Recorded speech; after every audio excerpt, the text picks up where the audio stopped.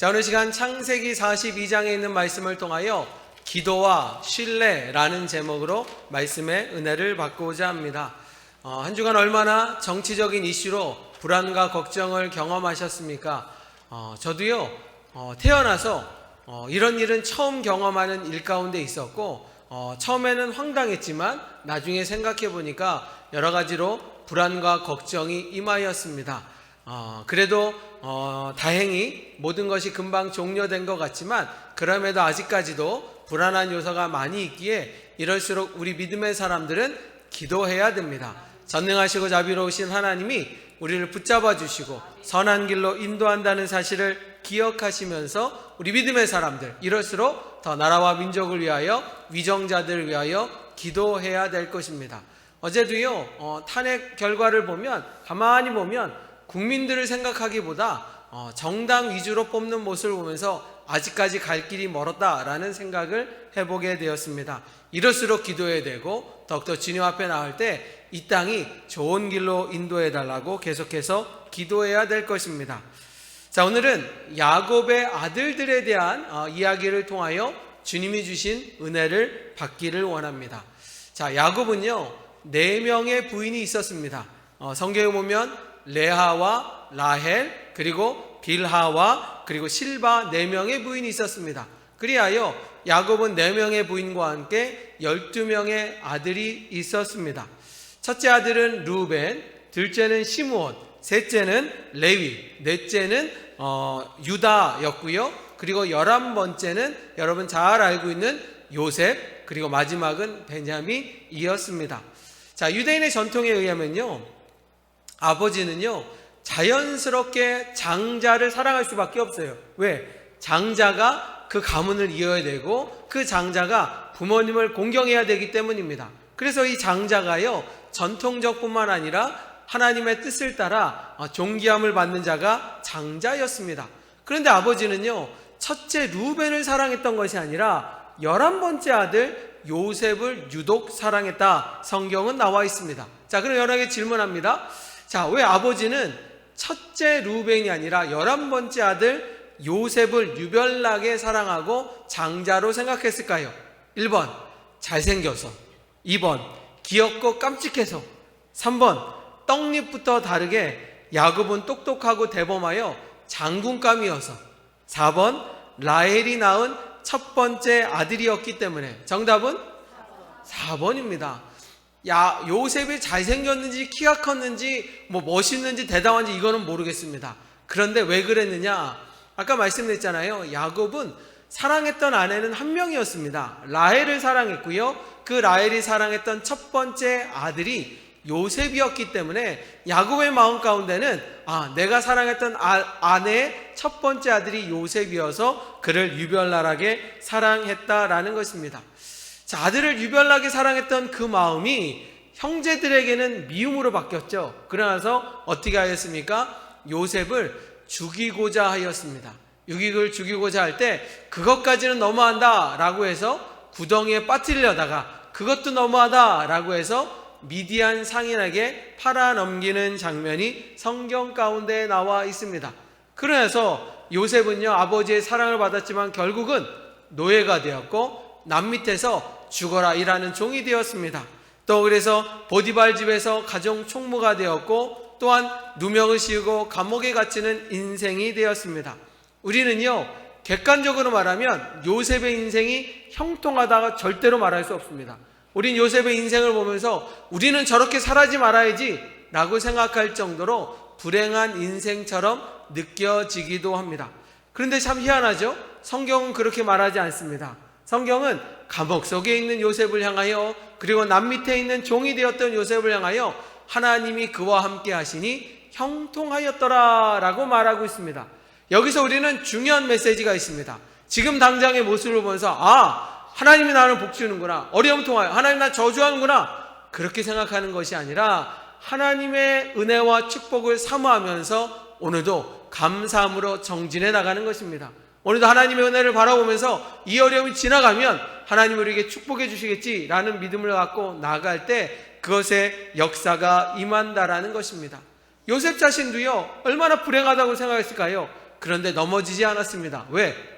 그는 하나님이 자신에게 줬던 꿈을 기억하기 때문입니다. 언젠가는 내가 존귀함을 받는다, 하나님의 꿈이 이루어진다 라는 믿음을 가지고 그는 살아오게 되었고, 하나님은요 때가 되었을 때 요셉을 존귀한 자리에 세워주었다라는 것입니다. 성경에 보면요 말도 안 되는 일이 벌어지죠. 감옥에 있고요, 노예였고 종이었던 그가요 그 애굽 땅의 2인자가 되는 축복의 역사를 소개하고 있습니다. 자, 읽어볼까요? 창세기 41장 41절과 42절 같이 읽어봅니다. 바로가 시작. 바로가 또 요셉에게 이르되 내가 너를 애굽 온 땅의 총리가 되게 하노라 하고 자기의 인장 반지를 빼어 요셉의 손에 끼우고 그에게 세마포 옷을 입히고 금 사슬을 목에 걸고. 아멘. 세계 역사 최초로요 강대국인 나라에 약자인 누군가가 종에서 2인자가 되는 높은 자리에 가는 역사의 주인공이 되는 은혜를 누리게 되었습니다. 정상적으로는 절대로 될 수 없는 일이지만 하나님의 은혜요 하나님의 기적의 역사인 줄 믿습니다. 오늘 이 자리에 있는 여러분들에게도 요셉에게 임했던 하나님의 축복이 여러분 가정 가운데 자녀들에게 임하기를 주님의 이름으로 축원합니다. 우리 믿음의 사람들은요 그런 은혜로 살아가는 겁니다. 내가 부족하면 어떻습니까? 내가 연약하면 어떻겠습니까? 내 뒤에 능력이 하나님이 나를 붙잡아 주시면 나는 일어설 수 있고 승리한다는 믿음으로 살아갈 때 그것이 진정한 믿음이고 하나님의 권위를 인정하는 신앙이라는 것입니다. 자, 이렇게 요셉은요 애굽 땅의 2인자가 되어서 나라를 다스립니다. 풍년이 들었을 때는 저장을 했고요, 흉년이 되었을 때는 나누어주는 일 가운데 애굽은 풍요로웠습니다. 하지만 그의 모든 나라들은 흉년 가운데 먹을 것이 없어서 하루하루 걱정과 근심 가운데 있었고, 그들은 애굽 땅에 곡식이 있다는 얘기를 듣고 모두가 애굽으로 와서 곡식을 달라고 아우성입니다. 자, 그리고 여러분 생각해 보세요. 예를 들어 쌀이 10,000원이었다 라고 하면 이 흉년 가운데 10,000원에 팔까요? 20,000원에 팔까요? 20,000원에 팔기는 200,000원에 팔겠지. 200,000원에 팔았을 겁니다. 10배, 20배. 왜? 지금 애굽 땅에만 곡식이 있고요, 나머지는 없습니다. 그러니까요 부르는 게 값이고요, 저들은 그러면서도 살 수밖에 없는 상황이었으니 애굽은 바로로 인하여 얼마나 건강하고 얼마나 부유한 나라가 되어가겠습니까? 자, 그 자리에 요셉의 형제들도 오게 되었습니다. 먹을 것이 없어서 그 자리에 오게 되었는데, 그럴 때 저들은 돈을 주고 양식을 사러 왔는데 요셉이요 형들을 알게 되었죠. 그런데 여러분 아는 것처럼 형들이 잘했습니까? 아니에요. 요셉을 죽이려고 했잖아요. 그러면요 아무리 기독교인이라도요 용서해 준다 그래도 그게 쉽게 들진 않을 것입니다. 그랬던지요 요셉이요 형제들을 보자마자 너희는 정탐꾼이구나 라고 하고 이야기를 합니다. 그러면서 결론을 내리기를, 한 명을 붙잡아 놓을 테니 너희들은 가서 동생 베냐민을 데리고 오면 너희가 정탐꾼이 아니라 그냥 일반 사람인 걸 인정할 테니까 그렇게 하라 명령하였습니다. 무시무시한 나라의 총리가 그렇게 얘기하니 저들은 말 한마디 못하고 감옥 가운데 시므온 셋째 아들이 갇히게 되었고 곡식을 가지고 집으로 가게 되었습니다. 그랬으니요 마음이 불편하겠죠. 왜? 베냐민을 데리고 오자니 아버지가 허락지 않을 것이고, 그렇다고 감옥에 있는 시므온을 두고 가니 그것도 쉬운 일은 아니었을 것입니다. 진퇴양난의 어려운 가운데 어쩔 수 없이 그 형제들은 집으로 도착하게 되었고요, 곧 얼마 있어서 그 자리에 말씀하면서 그곳에 있게 되었습니다. 자, 그러면 저는 그런 생각을 합니다. 성경 읽어보면요 요셉이 형들에게 복수하려고 저렇게 했구나 라고 할 수도 있지만요 아니에요. 성경을 자세히 읽어보면요 그런 의미가 아니라는 것입니다. 왜 요셉이 그렇게 했을까라고 할 때 첫 번째 추측은요 동생이었던 베냐민을 보고 싶었을 것입니다. 요셉은요 제 애굽 땅을 갈 수가 없어요. 애굽 땅 벗어날 수가 없습니다. 그러니 오래간만에 동생을 보고 싶어하는 마음 가운데 저렇게 요청했다라고 말할 수 있습니다. 두 번째 이유는요 요셉이 복수하려는 것이 아니라 잘못한 사람은요 죄를 씻김받기 위하여 용서를 구해야 되고요 회개하는 것이 맞다라는 것입니다. 자, 제가 여러분에게 물어볼까요? 예수님이요 우리의 죄값을 용서해 주셔서 우리는 천국 백성 되었습니다. 자, 그런데 우리가요, 회개하지 않고요, 믿음으로 살지 않고요, 그냥 자기 멋대로 사도 천국 갈까요? 절대로 그렇지 않습니다. 우리의 신앙을, 성경을 자세히 읽어보면요, 예수님께서 십자가의 고난을 통하여 우리에게 구원의 길을 열어주신 거고요, 우리가 믿음 가운데 회개하고 용서를 구해야만 천국 가는 거죠. 예수님이 다 용서했으니까 무조건 간다, 그건 절대 아닙니다. 그렇기 때문에 요셉은요, 형들이 살인 미수자 아니겠습니까? 하나님 보시기에 얼마나 큰 죄인입니까? 저들이요, 회개하고 용서를 구해야만 형들이 천국 갈 수 있다는 것을 알기에 그들에게 그런 신앙을 깨우쳐 주기 위하여 그렇게 하였다라는 것입니다. 자, 이제 아까 말씀드렸던 것처럼 시므온이 감옥에 갇히고 저들은 돌아갔지만 마음이 편안치 않습니다. 베냐민을 데려가야 되고 곡식이라는 것이요, 곧 금방 다시 없어질 수 있기 때문입니다. 자, 그럴 때 첫째 아들 루벤이 아버지 야곱에게 이렇게 제안을 합니다. 제가 책임질 테니 베냐민과 함께 다녀오겠습니다. 베냐민을 한번 놔주십시오. 그래서 제가 갔다 오겠습니다. 아니, 만약에 베냐민이 잘못되면 내 두 아들을 담보로 할 테니 걱정하지 마시고 베냐민을 보내주십시오 라고 이야기를 합니다. 자, 아버지의 반응은요, 어떻게 했을까요? 아버지가 그래 갔다 와라 라고 했을까요? 자, 같이 읽어봅니다. 창세기 43장 9절 말씀 같이 한번 읽어봅니다. 자, 9절 말씀 시작. 내가 그를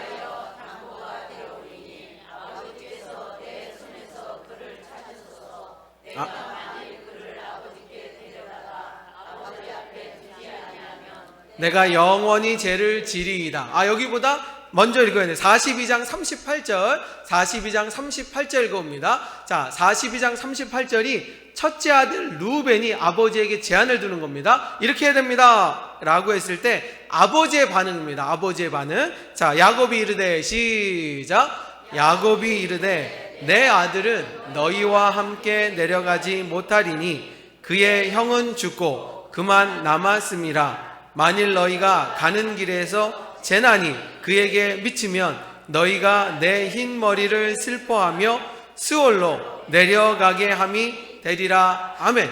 여기 보면 스올이라는 건 뭐냐? 음부예요. 여러분, 음부의 권세라고 말하잖아요. 무덤, 지옥이다 라고 말하는 것처럼 베냐민이 잘못되면 나는 죽은 목숨과 똑같다. 나는 베냐민이 내 생명과 같기 때문에 나는 절대로 보낼 수 없다 라고 말하고 있습니다. 자, 첫째 아들 루벤이 뭐라고 말했냐면요, 베냐민 잘못되면 내 아들을 죽이겠습니다 라고 말할 정도로 결단하는 마음으로 이야기했지만요, 아버지가 듣지 않습니다. 아무리 그래도 난 베냐민을 보낼 수 없다, 우리 먹을 것이 없을지라도 베냐민을 싫다 라고 말하고 있습니다. 자, 얼마 지나서 곡식이 정말 떨어져 가고 있습니다. 위급한 상황이 납니다. 그럴 때요, 넷째 아들이었던 유다가요, 아까 읽었던 것처럼 이렇게 말합니다. 제가 읽을게요. 창세기 43장 9절에 아버지에게 이렇게 말합니다. 내가 그를 위하여 담보가 되리니 아버지께서 내 손에서 그를 찾으소서. 내가 만일 그를 아버지께로 데려다가 아버지 앞에 두지 아니하면 내가 영원히 죄를 지리이다. 유다가요, 자신을 담보로 베냐민을 보내주시면 만약에 베냐민이 잘못되면 내가 죽겠습니다 라고 말합니다. 아니, 루벤의 얘기와 거의 흡사하기도 합니다. 자, 그런데 이번에는요, 유다의 정중한 부탁을 통하여 아버지가 그래, 그러면 베냐민을 보낼 테니 베냐민을 꼭 지켜달라 라고 하면서 베냐민과 함께 애굽 땅으로 가는 이야기가 나와 있습니다. 아니, 시므온은 할 때 안 된다 라고 말하는데 유다가 얘기하니까 아버지가 보내주셨습니다. 왜 그럴까요? 가만히 생각해보면, 단순히 생각해보면 이렇게 판단할 수 있습니다. 루벤이 처음 제안했을 때 아직 식량이 조금 남아있는 것 같으니까 아버지 마음이 움직이지 않았다, 그렇게 평가할 수 있습니다. 반대로요, 유다가 제안했을 때는 지금 당장 먹을 게 없으니까 급하니까 아니, 그러면 그래도 베냐민을 보내도 문제를 해결해야 되겠다, 그렇게 생각할 수도 있습니다. 아니, 아버지 야곱이요, 처음에는 고집을 부렸는데 자꾸 아들들이 매달리면서 살려달라고 보내달라고 자꾸 하면 사람 마음이 움직이는 것처럼 아버지의 마음이 그렇게 움직였다, 그렇게 생각할 수 있어요. 단순히 생각하면 그렇게 생각할 수 있습니다. 그런데요, 저의 해석은 완전히 다릅니다. 저는 이 성경 말씀을 읽는데 이런 생각이 듭니다. 아까 말했죠, 요셉을 잃어버렸던 아버지의 심정은요, 베냐민을 절대로 잃어버릴 수 없습니다. 다른 방법으로 음식을 가져와야지 베냐민을 보냈다가 잘못되면 또 한번 지옥으로 간다라고 말하지 않았습니까? 자신의 목숨이 베냐민의 목숨과 똑같다라고 말했고요. 아버지가 그렇게 보낼 일이 절대로 없다라는 것입니다. 자, 그럼에도 불구하고요. 왜 유다가 얘기했을 때 바로 아버지가 베냐민을 보냈는가라고 말하면 오늘 말씀의 제목처럼 신뢰관계입니다. 신뢰관계입니다. 아버지가 봤을 때 유다에게만 맡기면 유다는 무슨 일이 있어도 내 아들을 지켜주겠다라는 믿음이 있었던 거예요. 다시 말하면 루벤이요, 내 아들을 담보로 내가 베냐민을 가겠습니다. 쟤는 또 거짓말할지도 몰라. 쟤는 또 거짓말하면 나는 신뢰할 수 없어. 난 믿을 수 없어. 라고 말하였기 때문에 루벤을 보내지 않았다라는 것입니다. 자, 두란노 성경사전에 보면요, 그런 두 인물에 대해서 정확하게 이야기하고 있습니다. 자, 루벤은요, 창세기 35장에 보면 어떤 이야기가 나오냐? 아버지의 첩이었죠. 아버지의 첩이었던 비라와 통간을 하여서요, 아버지가 그 사실을 나중에 알게 됩니다. 다시 말하면 어머니랑 통간하게 되는 이야기를 통하여 그는요, 장자권을 박탈당해요. 장자권을 박탈당하는 것뿐만 아니라 그는 모든 권한을 다 잃어버립니다. 결국요, 장자의 축복을 받지 못했던 루벤은요, 그뿐만 아니라 후손 중에서 사사도 왕도 예언자도 나타나지 않는 참 안타까운 일이 있습니다. 왜? 장자의 축복이 뭐예요? 하나님이 장자에게 몰아서 축복해 주잖아요. 그의 후손을 축복해 주고 그의 앞길을 축복해 주시고 물질을 축복해 주시고 믿음을 좋아하는 게 장자였는데, 시므온은요, 아버지에게 신뢰를 잃을 정도로 잘못하였고요, 그의 잘못은 후손까지 저주를 받는 안타까운 일이 놓여지게 됩니다. 자, 그런데 유다는 어떤 일을 하였는가 라고 보면요, 성경에 보면 여러분 그렇습니다. 형들이요, 요셉을 죽이려고 하는 그 자리 가운데 유다가 먼저 얘기합니다. 우리가 형제를 죽일 필요가 뭐가 있냐고. 우리가 형제를 죽이면 그 죄값을 우리가 치러야 되는데 그러지 말고 우리 눈에만 사라지면 괜찮을 테니 요셉을 저 미디안 상인에 팔게 하는 게 좋겠습니다 라고 제안했던 것이 바로 유다였다라는 것입니다. 그렇게 안 하고는요, 지금 요셉이 죽을 수밖에 없어요. 그런 모든 상황 가운데 담대하게 유다가 얘기하기를 형들의 미움을 받을지 모르지만 요셉을 다른 곳에 보내게 하는 것이 유다가 했다라고 말하고 있습니다. 뿐만 아닙니다. 나중에 베냐민이 그 애굽에 갔다 오는데 그 자루에 은잔이 들어있거든요. 도둑놈이 될 뻔한 그 상황 가운데 그 모든 것을 책임졌던 사람이 유다였다라고 말하고 있습니다. 하나를 보면 열을 난다고, 바로 유다는요, 가족을 위하여 또 공동체를 위하여 희생하고 헌신할 줄 알고 모범적으로 하였던 자가 바로 유다였다라고 말할 수 있습니다.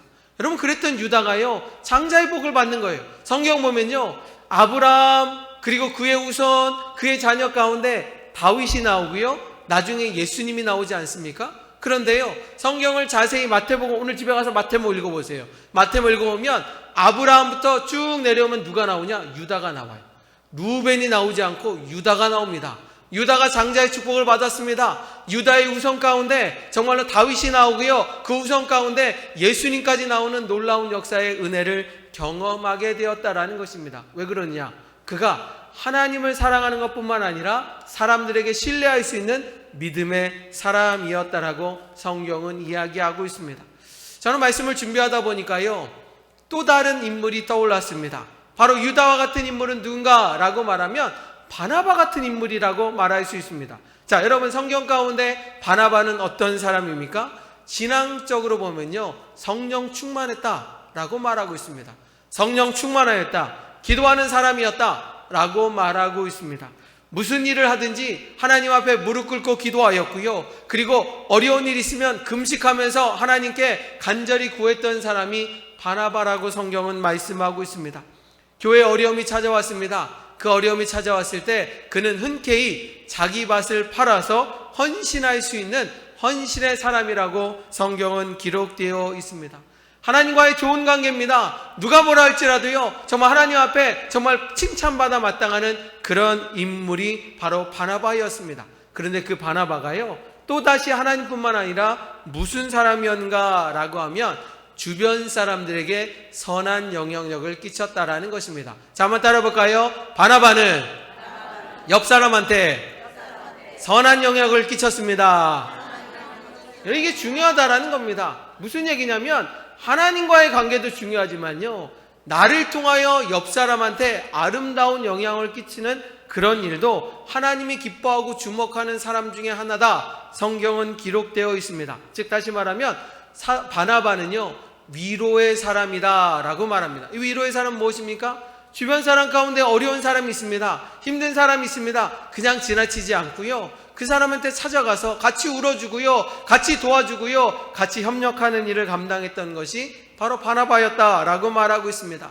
성경은 그를 향하여 착한 사람, 선한 사람이다 라고 말하고 있습니다. 다시 말하면 그는 위로의 사람, 선한 사람이라고 했는데요, 이 두 가지 사건을 보면요, 바나바가 정말 그런 사람이구나 라는 것을 알 수가 있습니다. 자, 첫 번째 사건은 뭐냐? 사도행전 9장에 보면 이런 이야기가 나옵니다. 사도 바울이요, 기독교인이에요. 원래는 유대 종교 지도자였어요. 유대 종교 지도자였습니다. 그런데 그가 예수님의 환상을 보면서 뒤집어 엎어졌잖아요. 그러면서 어떻게 됐습니까? 3일 동안 눈이 멀고 아나니아 선지자를 통하여 안수 기도를 받고 났어요.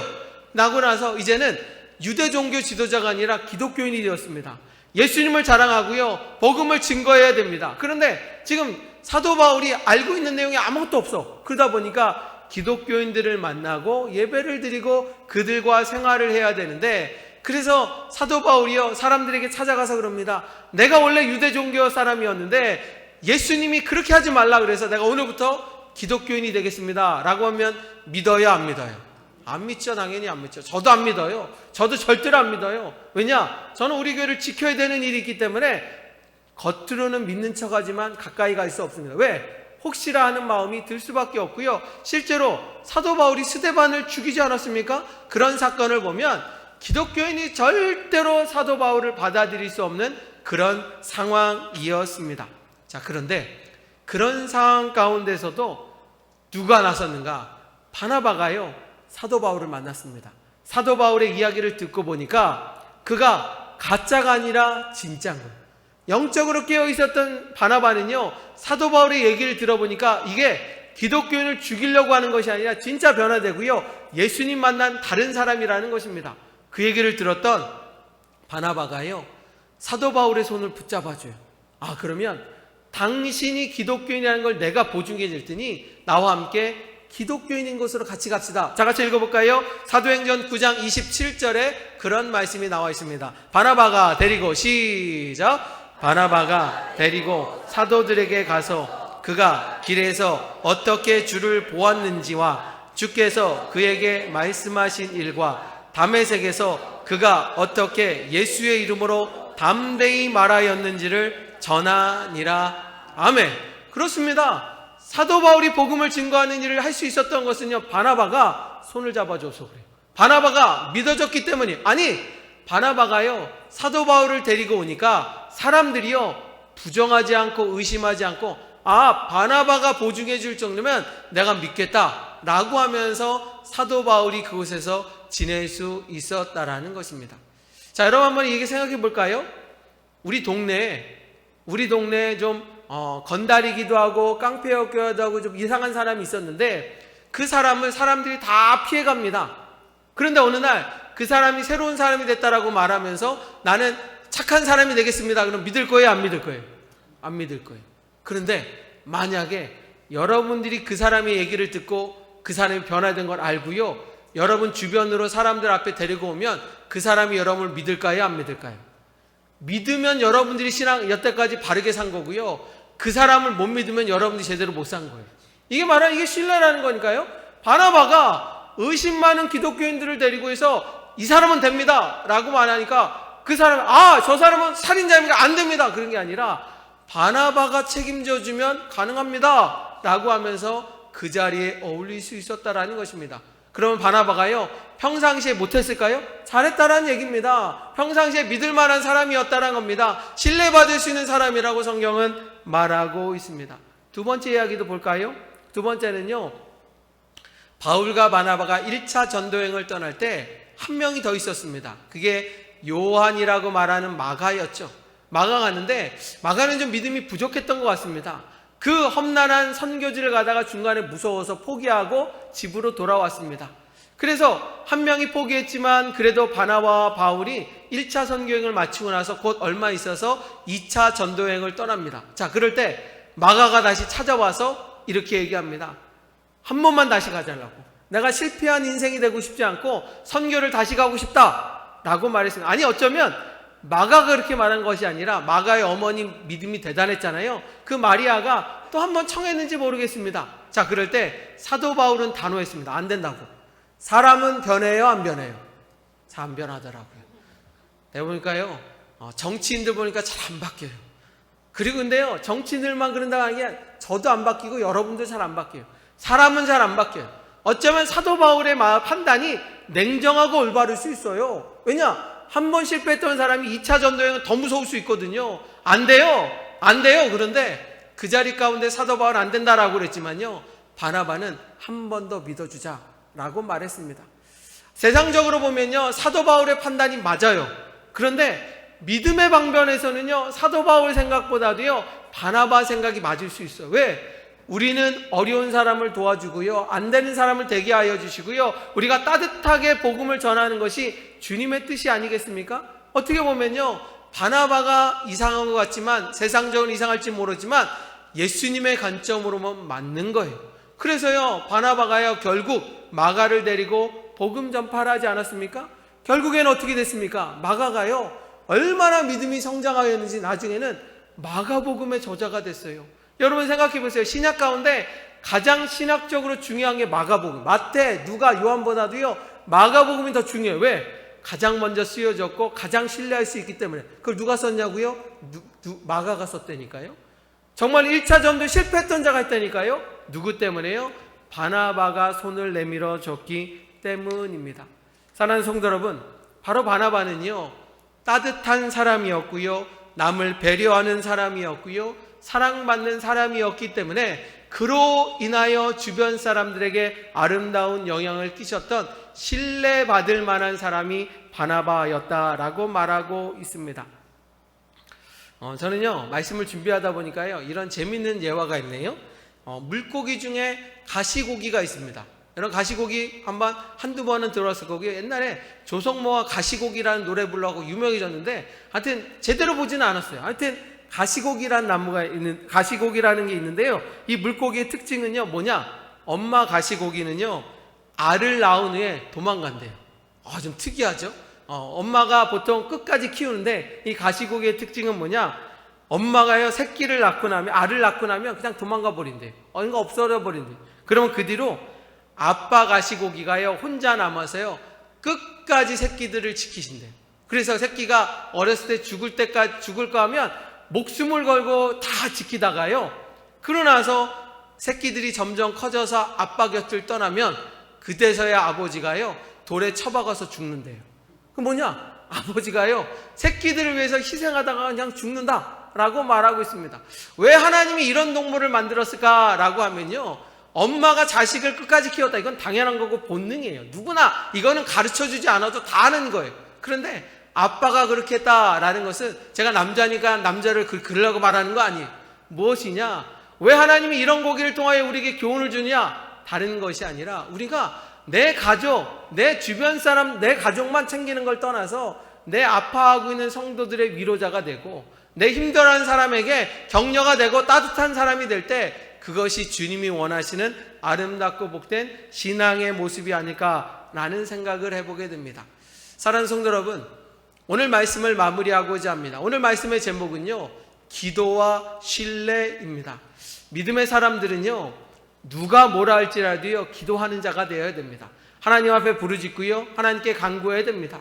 여러분, 이런 상황, 어려운 상황 가운데 저기 국회에 가서 이렇게 역시 나라를 위하여 그렇게 싸운 거 전 대단하다고 봅니다. 어제 TV 화면을 보면서 그 탄핵되는 그 상황 가운데 10만 명이 모여갖고요, 그 추위 가운데 감기 걸릴 텐데 그냥 너무 미안하더라고요. 저도 가서 해야 되는데, 아니 정말로 미안한 마음이 들어요. 그런데 몇 시간 동안 그 추위 가운데 있는 그 국민들을 보면서 참 대단하다라는 생각을 하지만, 사실은요, 그거보다 더 중요한 건 뭐냐? 우리 믿음의 사람들은 이럴수록 기도해야 됩니다. 우리는 기도해야 됩니다. 기도할 때 하나님이 도와주시고요. 기도할 때 더 아름다운 역사가 임할 수 있는 것입니다. 그래서 믿음의 사람들은요, 기도를 잊지 말고 늘 기도하는 사람이 되어야 됩니다. 그런데요, 성경은요, 기도만 잘하라고 말하지 않습니다. 성경은요, 기도만 잘하라고 말하는 것이 아니라, 자, 한번 같이 읽어볼까요? 믿음의 사람들은 기도도 잘해야 되지만 이것도 잘해야 된다. 자, 마태복음 22장 37절부터 39절입니다. 자, 예수께서 시작. 예수께서 이르시되 내 마음을 다하고 목숨을 다하고 뜻을 다하여 주 너의 하나님을 사랑하라 하셨으니 그거 첫째 되는 계명이요 둘째는 그와 같으니 내 이웃을 내 자신과 같이 사랑하라 하셨으니, 이와 같으니 하나님을 사랑하는 것 똑같이 이웃을 사랑하라. 하나님 앞에 열심히 기도하는 것만큼 주변 사람들을 챙겨주고 주변 사람들에게 따뜻하고 선한 영향을 끼치는 그런 사람이 되라고 성경은 말씀하고 있습니다. 사랑하는 성도 여러분, 오늘 말씀을 기억하십시오. 바나바가 위대한 거는요, 성령이 충만한 것도 있지만요, 그리고 주변 사람들에게 따뜻하고 배려하고 용서해주고 그리고 사랑으로 감싸주는 자가 바나바였다라고 말하고 있습니다. 아니, 오늘 보면 루벤과 유다를 보면 더 분명해집니다.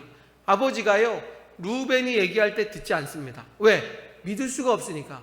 루벤이 갔다가는 베냐민 죽을지도 모르니까. 그런데 유다가 부탁을 하였을 때, 그래, 내가 너는 믿을 수 있다라고 하면서 베냐민을 같이 맡기고 보내는 그런 모습을 바라보게 됩니다.